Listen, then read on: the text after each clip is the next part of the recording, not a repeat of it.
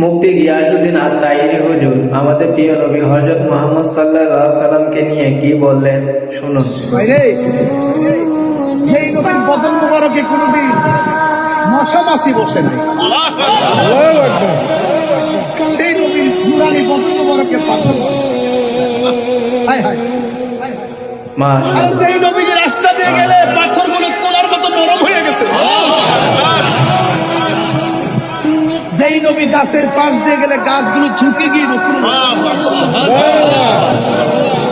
আর রসুল বলতেছে আমি ওই পাথরটাকে এখনো চিনি। 7 বছরের কালে আমি যখন এইদিকে যাইতাম ছোটবেলায় পাথরটা আমাকে সালাম দিত। রসুল বলেন ওই পাথরটা আমি এখনো। আরে রসুল্লাহকে শুধু নয়, রসুল্লাহ গুলাম যদি বলতো আমি নবীর কাছে যাব, সামনে ভাগ ভাগ খাইতে আসছে, ডাক দিয়ে আমার আমি নবীর কাছে বাঘের লেজ নামায় দিয়া নবীর বাড়িতে যাওয়ার রাস্তা দেখাই দিচ্ছে।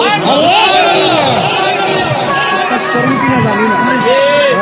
আপনি জাহিল্লাকে আপনি নবীর প্রমাণ কি, রসুলকে কি প্রমাণ চাও? পাল্লা আকাশের 4টা 2 ভাগ করো। আঙ্গুল মুবারক দিয়ে ইশারা করছে। সুবহানাল্লাহ।